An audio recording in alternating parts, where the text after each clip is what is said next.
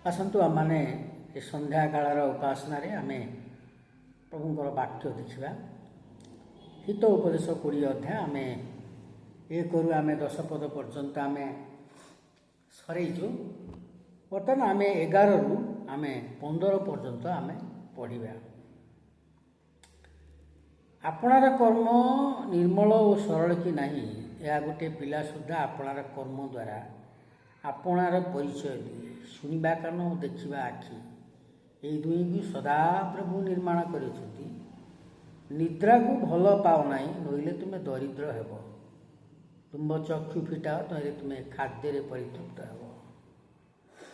କିଣିବା ଲୋକ କହେ ଭଲ ନୁହେଁ, ମାତ୍ର ଆପଣା ବାଟରେ ଗଲାବେଳେ ତର୍କ କରେ। ସୁବର୍ଣ୍ଣ ଅଛି ଓ ଅନେକ ମୁକ୍ତା ହିଁ ଅଛି, ମାତ୍ର ଜ୍ଞାନ ବିଶିଷ୍ଟ ଓଷ୍ଠ ଅମୂଲ୍ୟ ରତ୍ନ। ମୋର ପ୍ରିୟ ବନ୍ଧୁଗଣ,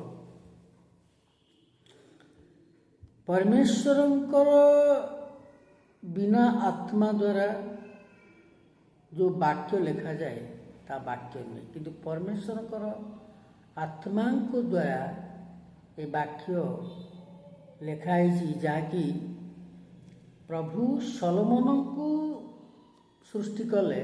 ଜଣେ ମନୁଷ୍ୟ ସଲୋମନ, ତାଙ୍କୁ ଯେଉଁ ଆତ୍ମା ଦେଲେ, ପରମେଶ୍ୱରଙ୍କର ଆତ୍ମା ଦ୍ୱାରା ସେ ଲେଖିଛନ୍ତି। ପରମେଶ୍ୱର ଲେଖିଛନ୍ତି ତାଙ୍କ ଦେଇ, ତାଙ୍କ ଦ୍ୱାରା। କାରଣ ଯେଉଁ ଆତ୍ମା ସଲୋମନ ଠାରେ ଜ୍ଞାନୀର ଆତ୍ମା ଥିଲା, ସେଇ ଜ୍ଞାନୀର ଆତ୍ମା ପରମେଶ୍ୱର ତାକୁ ଦେଇଛନ୍ତି। ସେଥିପାଇଁ ସେ ଏଠି ଲେଖିଛନ୍ତି ଯେ ପରମେଶ୍ୱରଙ୍କ ଆତ୍ମାଙ୍କ ଦ୍ୱାରା ପରିଚାଳିତ ହୋଇ ଲେଖିଛନ୍ତି ଯେ ଆପଣାର କର୍ମ ସରଳ କି ନାହିଁ, ଏହା ଗୋଟେ ପିଲା ସୁଦ୍ଧା ଆପଣାର କର୍ମ ଦ୍ୱାରା ଆପଣାର ପରିଚୟ ଦିଏ। ଜଣେ ପିଲା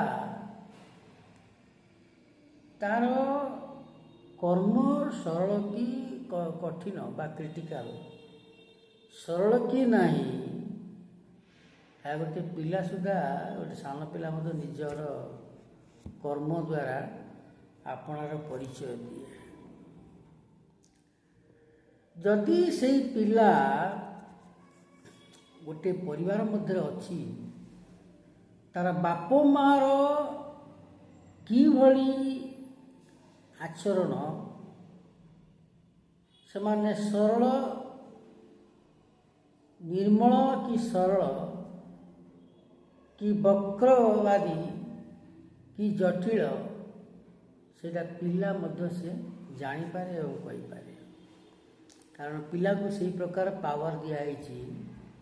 ସାନ ପିଲାମାନଙ୍କୁ ସେମାନେ କେଉଁଟା ଭଲ, କେଉଁଟା ମନ୍ଦ, କେଉଁଟା ଶୃଙ୍ଖଳିତ ଭାବରେ କରାଯାଉଛି, କେଉଁଟା ବିଶୃଙ୍ଖଳିତ ଭାବରେ କରାଯାଉଛି, ସେମାନେ କହିଦେବେ, ସେମାନେ ଜାଣନ୍ତି। ମୋର ବନ୍ଧୁଗଣ, ଏଠି ଆମେ ଦେଖୁଛୁ 12 ପଦରେ ଶୁଣିବା କାନ ଆଉ ଦେଖିବା ଆଖି, ଏ ଦୁଇଙ୍କୁ ସଦାପ୍ରଭୁ ନିର୍ମାଣ କରିଛନ୍ତି। କାନ ଆଉ ଆଖିକୁ ପରମେଶ୍ୱର ତିଆରି କରିଛନ୍ତି।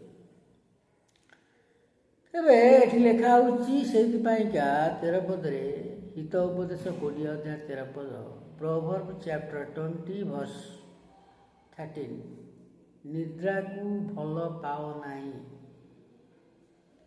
ନିଦ୍ରାକୁ ଭଲ ପାଅ ନାହିଁ ମାନେ ଶୋଇବା ପାଇଁ ଭଲ ପାଆନ୍ତୁ ନାହିଁ। ଲେଖା ଅଛି ନୋହିଲେ ତୁମେ ଦରିଦ୍ର ହେବ। ଅଧିକ ଶୋଇ ପଡ଼ିଲେ, ଶୋଇବା ପାଇଁ ଯଦି ଆପଣମାନେ ଭଲ ପାଇବେ, ବେଡ଼ରେ ପଡ଼ିବେ, ତାହେଲେ ଏଠି ଲେଖା ଅଛି ନୋହିଲେ ତୁମେ ଦରିଦ୍ର ହେଇଯିବ। ଯଦି ନିଦ ପାଇଁ, ଶୋଇବା ପାଇଁ ଭଲ ପାଇବେ, ଆପଣମାନେ ଗରିବ ହେଇଯିବେ ବୋଲି ଏଠି ଲେଖା ହେଇଛି। ଆଉ ଏଠି ପ୍ରଭୁ ପ୍ରକାଶ କରିଛନ୍ତି ସଲୋମନଙ୍କ ଦ୍ୱାରା, ତୁମେ ଚକ୍ଷୁ ଫିଟାଅ। ଚକ୍ଷୁ ଫିଟାଅ। ଜଣେ ଶୋଇଛି ରାତି 10ଟାରୁ 5ଟାରେ ସେ ଉଠିବା କଥା। ଯଦି ସେ ପୁନର୍ବାର ଅଳସୁଆମୀ ହେଇକି ଶୋଇପଡ଼େ 6ଟା, 7ଟା, 8ଟା ପର୍ଯ୍ୟନ୍ତ, ଏଠି ଲେଖା ଅଛି ତାର ସେ ଦରିଦ୍ର ହେଇଯିବ। ଚକ୍ଷୁ ଫିଟେଇବା ପାଇଁ ଯାଇଛି ଯେ ତହିଁରେ ତୁମେ ଖାଦ୍ୟରେ ପରିତୃପ୍ତ ହେବ। ତୁମର ଚକ୍ଷୁ ଫିଟାଅ।